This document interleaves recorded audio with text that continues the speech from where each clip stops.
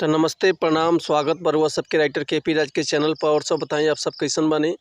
उम्मीद करते रहुआ सभी बढ़िया होखब अच्छा होखब। तो रहुआ सबन खातिर लेके आ गए बिल्कुल दर्दनाक बिल्कुल ब्लास्ट बिल्कुल नया कंपोजिशन ढोंढी स्पेशल सॉन्ग भोजपुरी में ढोंढी स्पेशल सॉन्ग लेके आ गए बनी। उम्मीद करते रहुआ सबके बेहद पसंद आई।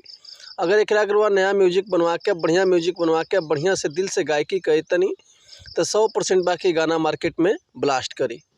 ऐसे कि आजकल मैटर ट्रेंडिंग में चलता है सब ये कुल गाना एबरा मार्केट में ब्लास्ट करता।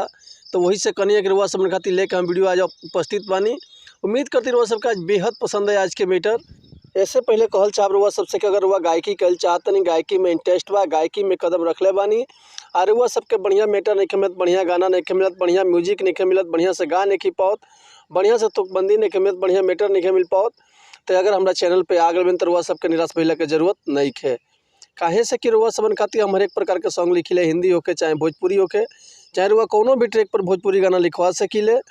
जैसे ऑर्केस्ट्रा सॉन्ग लव सॉन्ग बेवफाई सॉन्ग पूर्वी निर्गुण भजन लोकगीत लयदारी रंगदारी जातिवाद सॉन्ग चाहे वो अपना मनपसंद के कोनो भी गाना लिखवा सकीले वो बिल्कुल उचित चार्ज पर।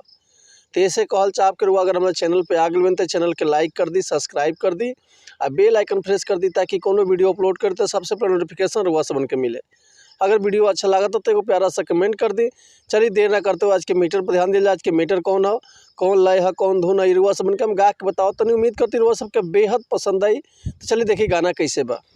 देवर एक के हखो दल काटल देवर एक के हपिया चाटल हम समझत रहनी लइका उ रहे भीतर से दांतल। ए जी सुनी ना कि देवर एक हखो दल काटल देवर एक हपिया चाटल हम समझत रहनी लइका उ रहे भीतर से दांतल भइल इन्फेक्शन कमर कमजोरी के भइल इन्फेक्शन कमर कमजोरी के चलता दवाई पीजीआई से मोर ढोढ़ी के चलता दवाई पीजीआई से मोर ढोढ़ी के। तो उम्मीद करते मैटर हुआ सबके बेहद पसंद आयल हो।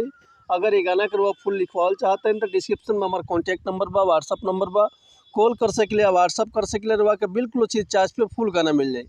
एक और बात रुआ सबसे कहल चाह के अगर हमारा गाँव में कोई मिस्टेक भलो भी क्षमा चाहता नहीं ऐसे कि हम गायक ना ही रुआ सब के खाली बता सकीले समझा सकीले ये रुआ ऊपर डिपेंड करते हुआ जितना बढ़िया से गायकी करब उतना बढ़िया से और गाना मार्केट में ब्लास्ट करी। तो चलिए मिलते हैं नेक्स्ट वीडियो में कुछ नया गाना कुछ नया धुन कुछ नया कंपोजिशन लेके तब तक ले रुआ सब अनुमति चाहते नहीं। अगर रुआ कोनो भी तरह के म्यूजिक भी बनवाल चाहते हैं तो बेहिचक कॉल या व्हाट्सअप कर सकते नहीं। तो चलिए मिलते हैं नेक्स्ट वीडियो में तब तक के लिए नमस्कार प्रणाम जय हिंद जय भारत जय भोजपुरी समाज हर हर महादेव जय शिव शंभु जय माता दी।